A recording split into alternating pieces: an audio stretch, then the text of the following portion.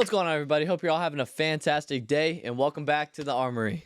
As always, the Armory is a podcast where we be breaking down kind of what it means to be a leader and various leadership traits that go along with it.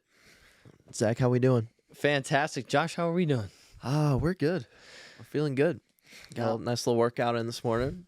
Yes, sir. Yes, sir. Me too. Calm low. Calmly, you know how I be. A little back buys action. You know how I be. Yeah. You know how I be. You know how I be. So where have we been, Josh? We've been all over the place, really. It's been about 3 months. It has. 3 months, I think, since our last podcast. It's been a little journey, a lot of side quests, but basically, as y'all probably know, I have been gone for the summer. I was gone for about 5 months. And I don't know, it's been we kind of tried to keep it going while I was gone, but living 4 hours away from each other for that long is kind of a challenge to really keep it going. Yeah. But I am moved back, and so we're going strong again. Not going back. Yeah. Because it was a good experience, but it was a lot of work. So much work and so much of a time investment that for the last 5 months, I've barely kept a relationship with Christ. I haven't been in the gym. I haven't done any self-development at all. Just too much work. I mean, we get up at 9 or 10 and work from then until a lot of nights midnight. So every day, 6 days a week. So, I mean, with that, it's just so much time to really keep a relationship with God, to really develop myself enough to come on our podcast and discuss these things that, you know, we're trying to talk about for all you guys.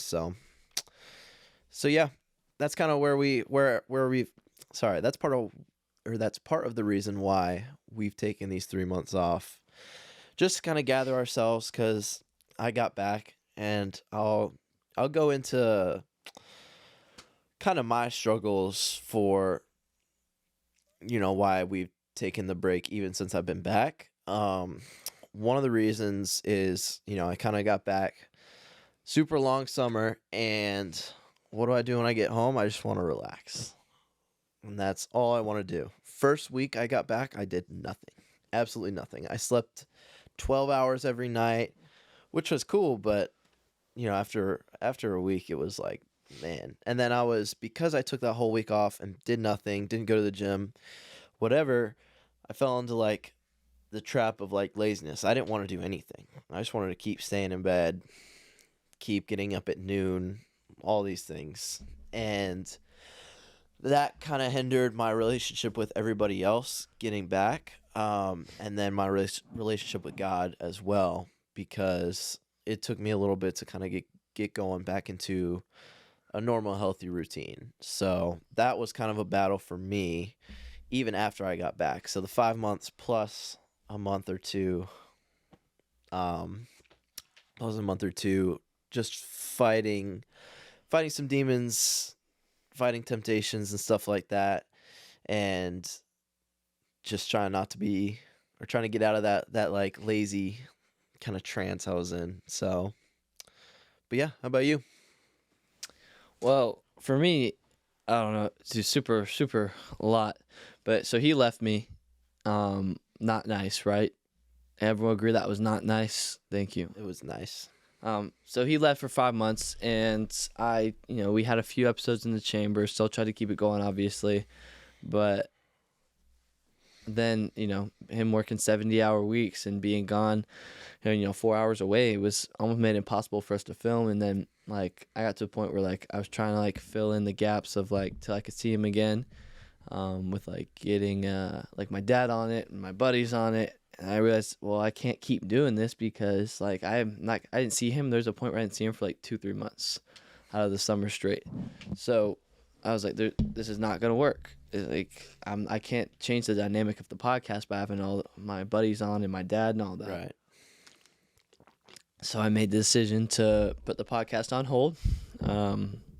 I did continue to keep making, like, short form content and stuff, but then even that, like I don't know, I got attacked by the devil in the same way. Had my own demons, had my own temptations. made me fall down, and I wasn't, growing my relationship with Christ. I felt so stuck, and I didn't know what to do, and I was just like living day by day, going through the motions. Like, I don't know, I felt just off. I still am not fully at the bottom of like why I felt off, but I'm back. I'm doing a lot better now. Yeah. For sure. The main, we don't have to get into it quite yet, but kind of the main topic of this podcast is going to be, I guess, hard conversations, deep conversations amongst loved ones or close people to you. Twice now since I've been back, we've had some pretty long, deep conversations. Very, very extensive. I mean, these have gone 5 hours. Not that it has to be 5 hours every time, but we've had a couple really productive things come out of it, and we are a lot more aware, I guess.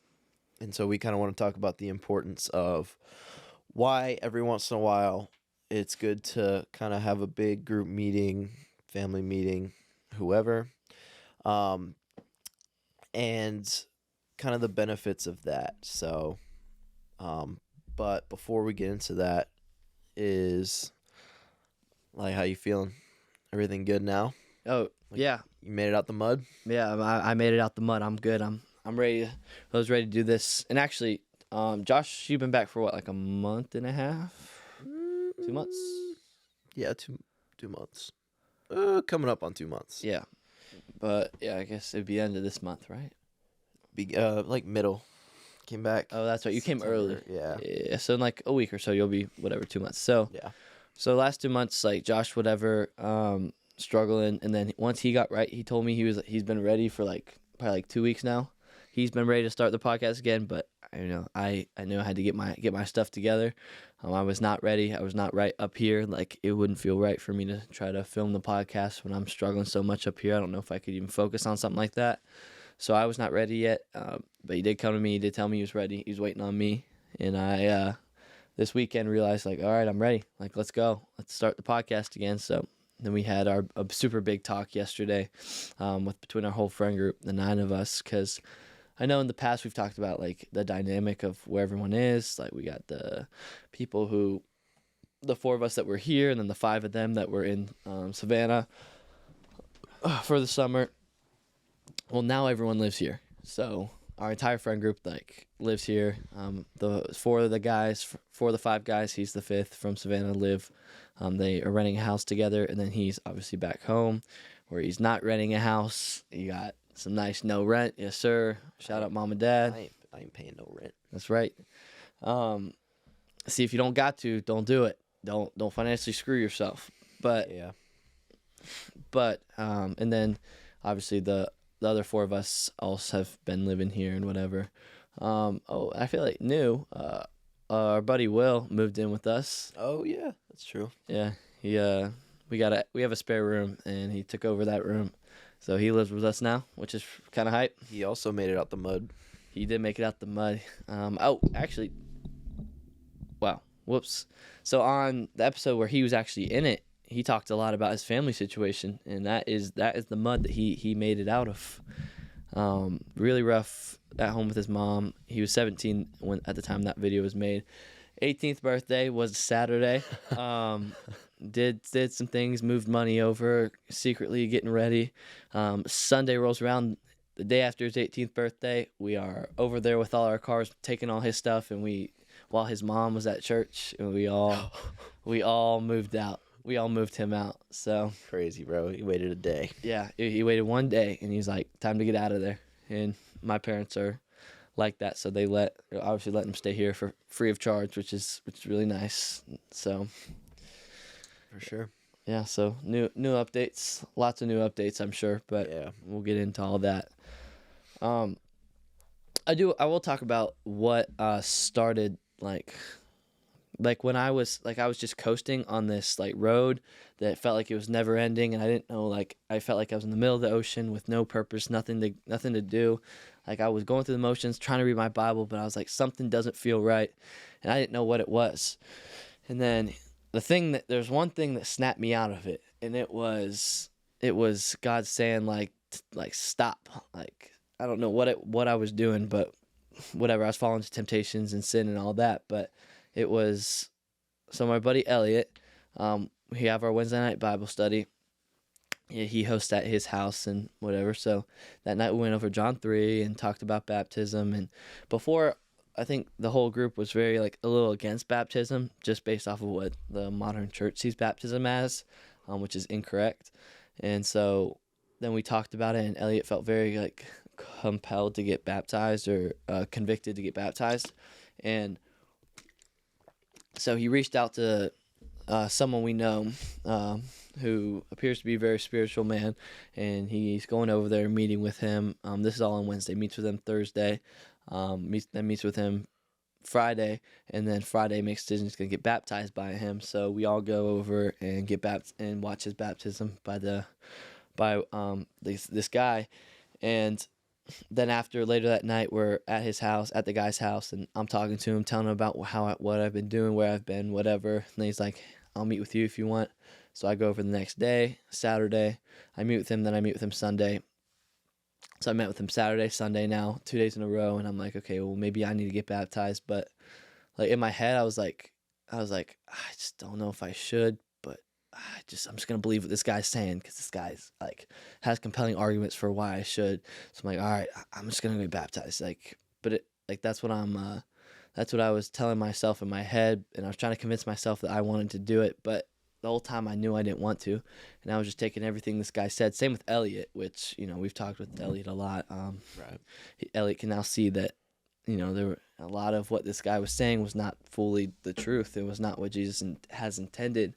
So, and I could get into the weeds of that. I'm not going to. That might be an entire different. It definitely is another episode. Episode of all the details to that, but like I was just listening to, like, because Elliot was doing it. I was like, all right, I'm gonna go get baptized too, and I was just so like locked on something, because I was like, well, maybe this is the thing. Maybe I get baptized, and this is what breaks me out of this road that I'm on.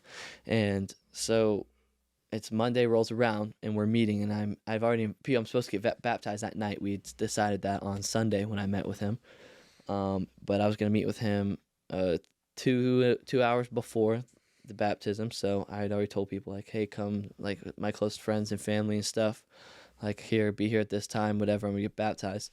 Well, it turns into like a almost 3 hour conversation, and in that conversation he just throws out this wild thing. He says I don't think you can get baptized until you break up with your girlfriend. And I was like, what? And it's just like, it was like that moment that I was like, this, and then I just got like hit the brick wall, boom, and it like snapped you out of it. Snapped me out of everything. I was like, whoa. Yeah. Right. And so from there, I didn't know what to say. Like, I was actually in shock, and I'd just been broken out of this like trance that I was in, and like I had so much realization happening, and then I was like, I didn't know what to say anymore, and he kept saying stuff, and I was like, bro. And also, I met this guy on Friday night at Elliot's baptism. So I've known this guy for 3 days at this point. Yeah. He doesn't know anything about me, really, or my relationship other than what I've told him. And it's, yeah. So because I've had some sexual impurities in that relationship, he didn't think that I could get baptized because of that. And I don't know, I don't want to get into the weeds, but it was ridiculous. And at first I didn't want to just blow it off like, oh, that's stupid. Like, I wanted to, think about it, talk to people, like, is this something I should do? Like, do I really need to do that? Because if God's willing and I need to give up everything, like, I will. But after talking to a lot of people, my mom, dad, my mentor Isaiah, and all my boys and stuff, other than Elliot, because Elliot was also locked in on this trance at this time, for sure. Of this guy. And so after talking to everybody and then praying about it, I was like, this is not what God wants me to do. I was fairly certain on that. And I was feeling like more alive because I was out of this trance now, because I was like, what's going on? And so I had already committed to meeting with him the next day on Tuesday. So after work on Tuesday, I go over there and I talk to him, I tell him, hey, I talked to X, Y, and Z, or I talked to my mom and dad, whatever, prayed about it a lot, and I really don't think God's calling me. And I gave him more context on my relationship, because at first I'm thinking he just doesn't really know. He thinks my relationship revolves around sexual impurity, which it really does not. I'm very blessed to have a relationship that is not like an underlying factor. And like, if it was not built on that, our relationship did not start like that. It was not built on that. And if we don't do it, it's not like a big deal. We're both on the same page about, growing closer to God together and not doing those things. So I'm thinking, okay, he doesn't have all this context. So I go over there and I give him all the context. I'm like, yeah. So, and I'm telling him all these things, because in my head I'm thinking maybe he just didn't understand. I'm trying to give him the benefit of the doubt. And then he didn't like that, I guess, and tried to peer pressure me into breaking up with her. And at this point I'm like, bro, what? And so he continuously contradicted himself, and Elliot was there too for all my meetings with this guy. And even Elliot was like I kept looking at Elliot, and Elliot would be like, what's this guy saying? Like, it did not make sense. And by the end of it, he asked, like, he still believed, he gave up. Like, he gave up. He still thought I should break up with her, but he gave up. He was like, all right, so what are we going to do from here? And I was like, well, I'm going to let my mentor Isaiah baptize me. I don't think this is right. And I'm like, God, take me the rest of the way. Not going to meet with you anymore. And he was like, all right, sounds good. We prayed it out. Talked to him for a minute, left, and not going back. So That's crazy. Yeah, actually insane. There's a lesson in that, and just how important it is to really think.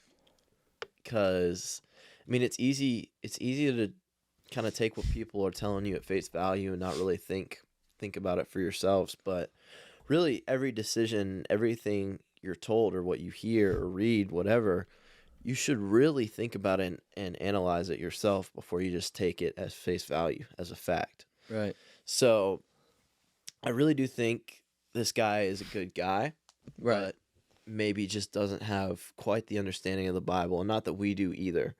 But I think that was more of a God talking to you type of thing, not you outsmarted him. Right. If that makes sense. Right. So yeah, neither of us really have all the answers, but it doesn't sound like it was God's will for that to happen. So No. And I know, and in my mind from the start, before I even met with him, I was thinking, like, I don't really want this guy to baptize me. I want Elliot to. But then I felt bad, because I was like, he's going to teach me or whatever. So yeah.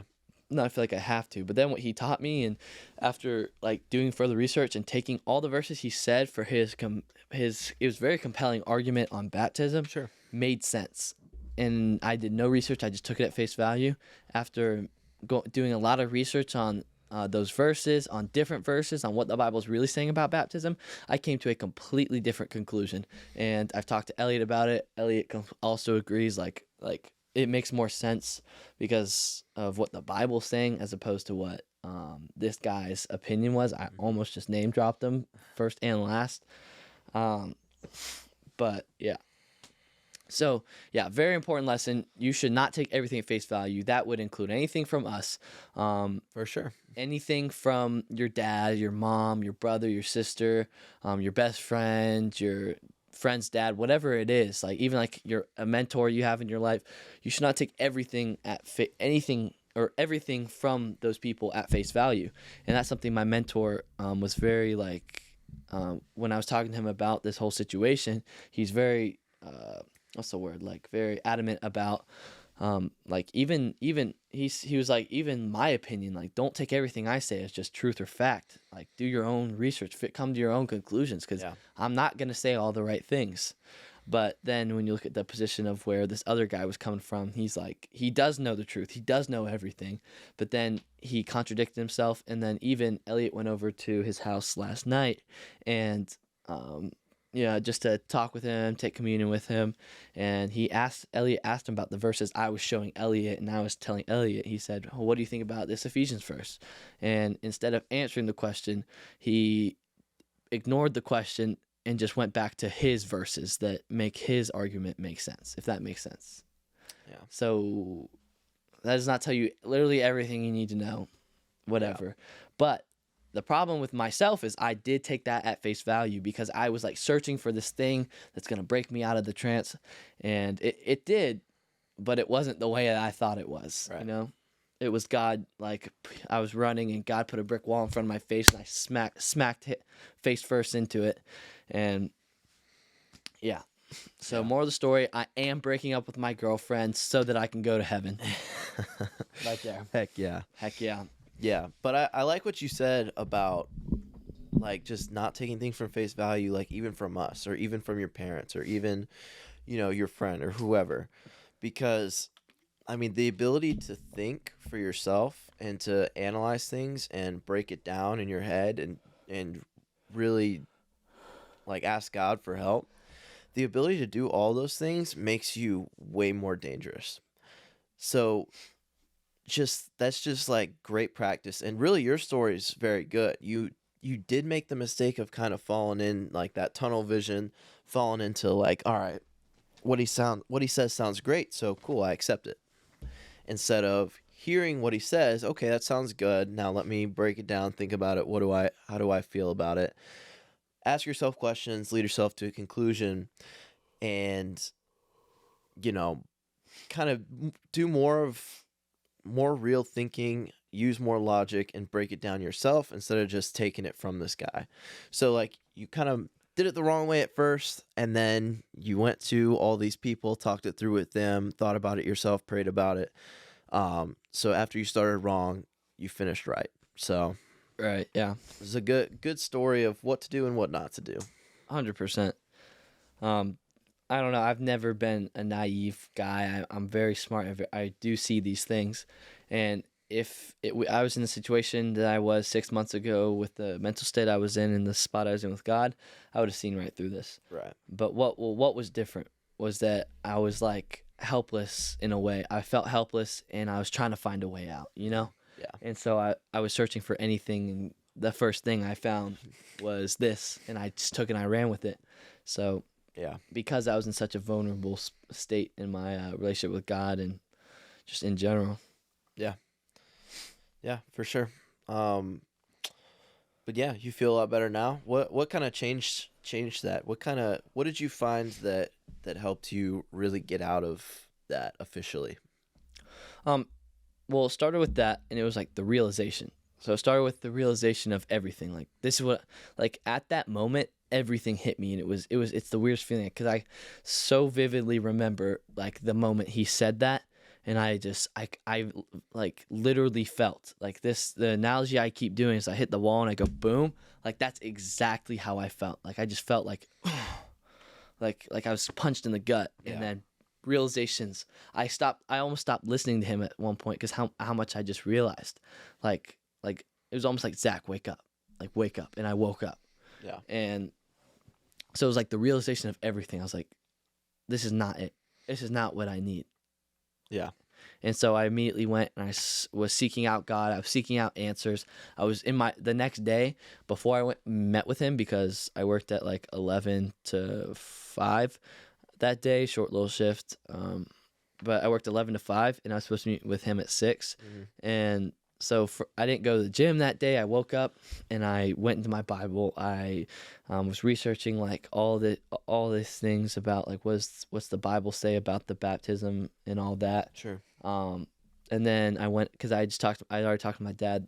Then I went to work and I had I worked, and then from 4 to 5, I had like an impromptu meeting with my mentor and Isaiah, and like even all that, just like affirming everything that I'd researched, and I showed him my research, like what do you think about this, and like it was all made sense. But it was like then I got a taste of what the relationship with God feels like again, you know, because I was seeking God, I was seeking the knowledge from the Bible, I was seeking like answers and all that, and I was praying to him, trying to figure it all out, and it was like remembering that feeling, because I haven't had that feeling in a while, of like just how good it feels to actually seek him. And then I've been like weirdly I've been reading like random books in the Bible recently, like as opposed to just like we were reading the Psalms and going through the Psalms. Like I felt like I'm not really getting anything from this, and so I was like, I remembered a conversation I had I overheard from Elliot. He said, First John is my favorite book in the Bible. And I was like, First John, perfect. So I went in 2 days. I read all of First John, and then I read Second John, and then I read Third John, and now last night I read First Peter. Like, First Peter's good. Right. So I'm reading all these things, but I would have never even thought to. I don't know. Like, I want to. Like, I have like this drive and this ambition, and it all came from like this realization and like remembering the feeling of like, oh, it feels so good to seek God, and all these temptations and these small dopamine hits that I've been seeking for in the past, or like in the last like 2-3 months, have just not filled the hole that needs filled. And that day that I sought out all that information, like filled that hole, you know, like God did fill that hole, and it was like, yeah, like this is what I need. Yeah. And so now I am enjoying reading my Bible, like actually more than I even have when I was close with God. Like, I'm enjoying reading my Bible now and like seeking the knowledge and the information. Yeah. Yeah, for sure. That's kind of, for me, I feel the same way, obviously for a different reason, because I didn't go through all that with y'all. But for me, seeking the Bible is like a lack of knowledge thing for me, because like, obviously the Great Commission, you're called to make disciples of all nations, you know, all that. And like, how do you do that if you don't even know the Bible? 100%. Because I didn't grow up reading the Bible. Me neither. Like, Sorry to interrupt. Oh, you're good. How do we grow up? Catholic. Yeah. What does everybody say? I grew up Catholic. I never read the Bible, and now I have a relationship with God. Yeah. It's actually insane, like how much I've seen that recently. But yeah, we both grew up Catholic, and I did not grow up reading my Bible. No. And I know he did not grow up reading his Bible. Yeah. And so we're called to go make disciples, but I don't have a good enough understanding and knowledge in my head to go do that. So now it's like, all right, like we're on a time crunch here. We gotta learn. So I've been reading little Ephesians, some First Corinthians, mainly Galatians. I read First John 2 about a week ago. First John as well a week ago. First Peter I read. Which is funny you read both of those too. But yeah, I don't know. Just trying to gain knowledge. I'll probably do some of the Gospels next. But yeah, I already went through all the Gospels except for John, which is very coincidental because in my, like, when I was doing super good, I read all of Matthew, all of Mark, and all of Luke, right? And then when I stopped reading my Bible, or like the point where I was like, I stopped reading my Bible, stopped getting close with God, following temptations, like 2-3 months ago, I was about to start John. And then I didn't because I was like, stop reading it, and all that stuff happened. Well, Elliot, we're on week 4. Or this is week 5 of Elliot's Bible study at his house, and back when they were talking about like starting up, like what should they study first, is Elliot was very called to John, and it was the one gospel I had not read yet, and so now for the first time I'm reading John with that Bible study, which is very interesting. Yeah, John's really good. I happened to stop right before John. And then we start this Bible study, and I'm starting at John again. Yeah. And then now it's kind of starting all these other things. Yeah, it's crazy. Yeah. It is crazy. Fun fact is, I was kind of in the middle of when they decided they were going to do John, because they were talking about this Bible study. Oh, well, what should we read? And I have Elliot to my left and Caleb to my right. And at the exact same time, they said John. They go, what if we read John? Verbatim, those were the words that they both said, and I heard them both of my ears heard them at the same time, and I was like, "Whoa, y'all both just said John at the same time," and it was like, "Wow, all right, I guess we're reading John." Like, just a super cool story, and now all these things that have come from this Bible study on Wednesday and reading John, it's crazy how God works. I was also gonna say this earlier, I forgot, but it just came back to me. It's interesting how you were caught up in your sin and really like feeling like a big lull, like you're just stagnant, like not moving, not growing any closer to God, and you were seeking knowledge, and God sent something your way, or I guess maybe the devil sent something your way. I don't know how you want to look at that. But something was sent your way, and it seemed like the answer, but it was also a test. So it was the answer ultimately, but it was a test first. Were you just going to accept at face value everything that was being told to you that sounded good? Well, if you did, you failed the test and you didn't get the answer you were looking for. But because of that, it was a test, and on the other side, you learned a really valuable lesson that you'll probably take with you forever, is not to take everything at face value, even if it's from really, really good people that maybe just don't understand the Bible quite as well as we thought before. So Yeah, 100%. I will always carry that one with me. yeah, It was sounds very crazy. eye-opening to me. Yeah, and that's a very good example to teach someone too. Oh yeah. But Oh yeah. Do not take everything at face value. yeah, Not smart. It does not work. yeah, but yeah, that's good. We definitely are a little short on time. We're still good for now, but let's go into the main podcast topic. Yeah. But that was Yeah. good. Thanks for sharing all that. Absolutely. But yeah, We're back, guys. yeah. What's up, guys? What's up, everybody? But yeah, so I kind of painted the picture a little bit earlier, but since I've been back, we've had two really big conversations as a group. There's nine of us, right, in the group? Yes, 9 of us in the group. And when we have that many people, it's really hard to kind of stay on the same page as everyone else. So we've had 2 conversations. We do a Bible study every Sunday morning, right? And both times it's been after the Bible study. Like, all right, we wrapped up our Bible study. That was great. All right, guys. Since we have everyone here, all 9 of us, we have some things to talk about. This is kind of how we've done it both times. Yeah. And those have both ended up being hours long of kind of getting on the same page about a lot of stuff, kind of checking up on everyone and how they're doing in their walk with God and their faith. What they're doing outside of work, maybe to develop themselves, kind of all this stuff that's very productive, especially when you have such a big group like we do. But yeah, what you got? Oh, yeah, sorry. Well, yeah. Sorry, to go based off. Sorry, I was super deep in thought about No, you're something, good. and you just completely caught me off guard. No, you're good. You're good. Wow. You just like broke me out that trance of thought. Sounds but, familiar. But yeah, yeah. The main point is just how beneficial, and I think even our group forgets how beneficial conversations like this are. Conversations that are on like such a deep level, like not surface level conversations like how you doing, man, small talk, but like really digging deep into like everyone's feelings and how individuals feel by certain things, and just really trying to get to know each other on such a deeper level, and just how well it actually works. And I think we forget all the time, and as a group we don't do the best job of having these conversations as often as we should. Well, because so they're hard. they are hard. It's hard to be super vulnerable, super honest with all these guys that are around you. Say, hey, I screwed up, Right. and this is how I've been screwing up. But without that, we're not going to be able to keep you accountable.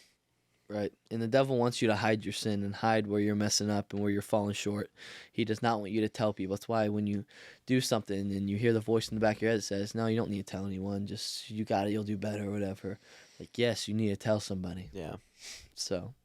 Yeah, it helps. And kind of like I was saying, it's really hard to stay on the same page on such a deep level when you don't have these conversations every once in a while. 100%. Not that they have to be once, twice, 3 times a week, but No, and that could get excessive unless that's what you really want. right. Obviously, it's up to you, but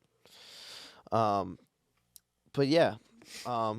My first question is, how do you kind of go about a conversation like this? So I kind of said how we do it is we'll do it right after Bible study, but say, someone at home doesn't have a Bible study. What's a good way to really kind of set this conversation up? And what's a good way for maybe somebody watching this to lead it? Okay. I mean, I think it depends on circumstance, of course, like how many people you're with. Like for us, it's a group of 9 guys. And my dad actually was sitting in on Bible study this week and was a part of the whole conversation too. But like for us, it's a group of 9 guys. So it's kind of a lot of us. And it was led by my dad. And Yeah. our last conversation, the one we had when all the Savannah boys got back, we had at my mentor, our buddy Isaiah's house, is where we had his Bible study, and he kind of like was there for our conversation and kind of got the ball rolling, and then he had to go, and we stayed in his house and whatever. He's a G. Love Isaiah. But I don't know. For us, I feel like there's been like almost like a mediator in both. Not that there needs to be, but I think it's been very beneficial because the one we had yesterday started from my dad talking about like a bunch of leadership stuff. Because my dad's a leadership coach. I've had him on the podcast, talked about that. And just talking to us about a bunch of leadership things. And then it turned into like we all went around the room and like we're analyzing each other and like what are Ryan's traits and Zach's leadership traits, and we went out. It turned into this super big, deep thing about how like what we need to work on and what are our best leadership traits, all that stuff. It turned into something like much more than what we thought. It's what made it go so much deeper. Was just like how we talked about how people feel when like certain people make fun of them or whatever in like a joking way, but it doesn't come across them that way, and so many different things we found out about each other that like we could not do by scratching the surface. We had to dig deep under and in a vulnerable state. But I think for someone at home, if you're just doing this with like one buddy, but just like sit them down, like maybe go to lunch. That's a good idea. I know you've done that before. Like take them to lunch or have them come over and just be like, hey man, like start with some questions like how you doing? You know, how do you feel? How you been feeling life? All these kind of things, and just be like, hey man, like I really talk about these kind of things. I want to talk about this big topic. Like, I want to know like how you're really doing and what you're doing in life or where your goals are. What are your ambitions? All these things, like just trying to grow about each other, and then you give the same back, and you're telling them where you want to go and all those things. Mm-hmm. So I don't know. That's just for like the situation of like one person, but in a group, like. There's always like a group leader, you know what I mean? There's someone who like the pack follows, right? So the whole group will follow one person, usually, typically. Like if you're that guy, be that guy to be like, hey guys, like, what we're doing is not okay, or you know, depending on the situation, but like, it's not okay that we do this, or hey, how come you've been acting this way? Like, right? You know, do you have a problem? And then stuff like that. So. Yeah, no doubt. It's and like I said, it's a really hard conversation to have, and you kind of have to go into it with the mindset that it's not going to be easy, because I mean it's not going to be easy, and not everyone's going to want to just open right up to you immediately. That's why asking questions and kind of leading people to their own conclusion and kind of letting them open themselves up, and maybe not like throwing accusations out here like you've done this and whatever, and setting ego aside for really everyone in the conversation is just what has to happen. That was a lot, because I mean we have a lot of guys in our group with some pretty big ego, big time. So when you start one going of to them, when you start going to them and you're like, all right, you're doing this and this wrong, like what the heck, then that just immediately throws walls. Yep. Wow. You're doing great. It immediately throws walls up. Yeah. And they're on guard. Right. So because it sounds like you're attacking them, and that's the natural human instinct. It's like that fight or flight, that like throw the walls up so they can attack me. Yeah.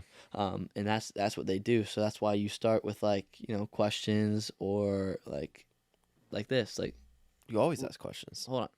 Let me ask you a question. Oh. Ooh. That's good. Let me ask you a question. That's a quote Jason Goggins. My pops. Yeah, but how frequently would you say that these conversations matter? How frequently would you say you should have them? I mean, I don't know if there's like a Specific. but as often as you can, as often as It makes sense. makes sense. Yeah.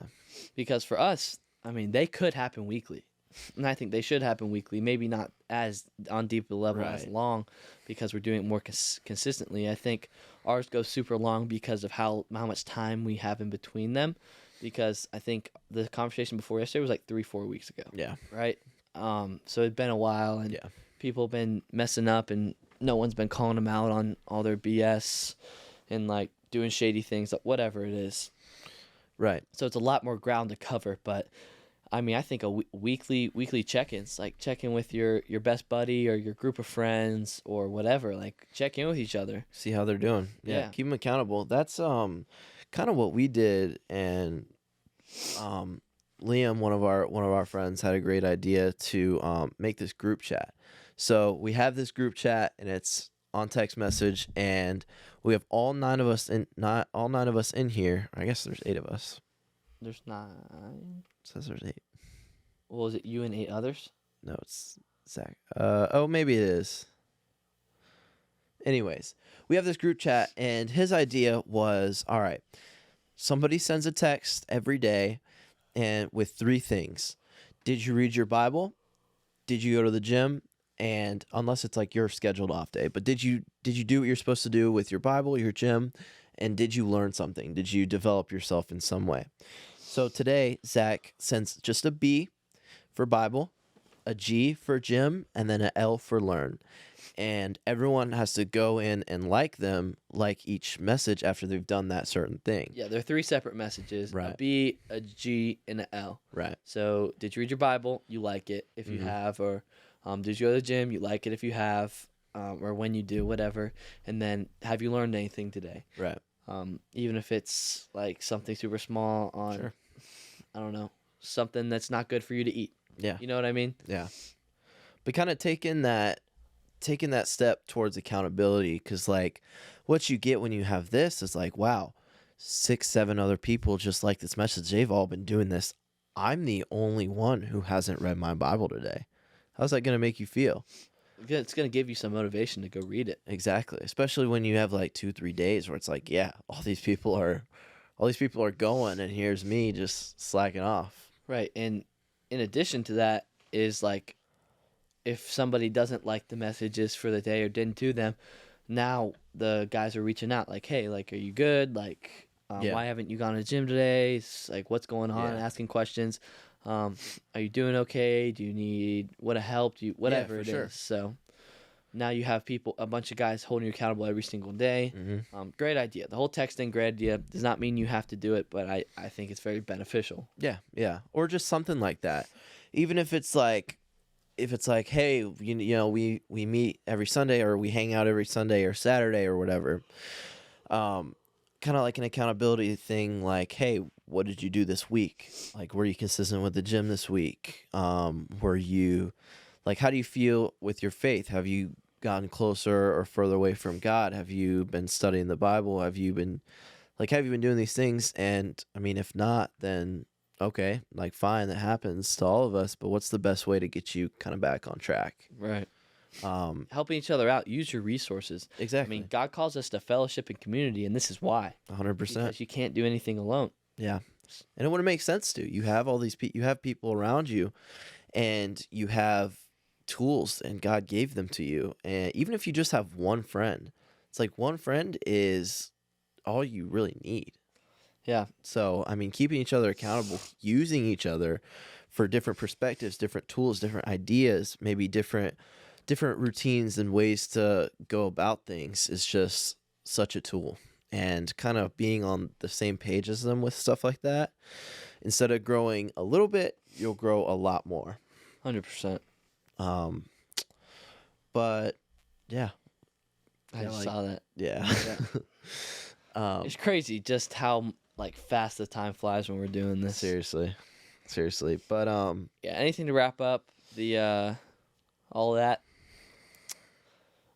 Nothing too much. A lot of this episode is just kind of saying, you know, hey, we're back. Here's where we've been. been going through some stuff. Obviously, no one's perfect. We all have our far from it. 100%. We've all had stuff we've had to work through. We've let the devil kind of let it get in the way of our podcast, but this is kind of us saying we're back and we're done with that. So, a lot of good stuff to come.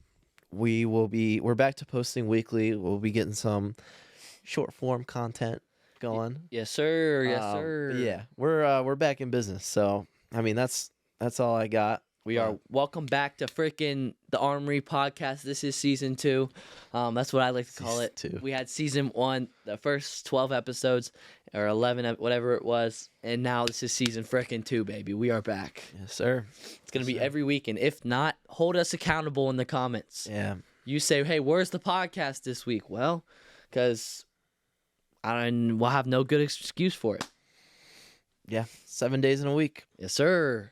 So, yeah, I appreciate you guys watching.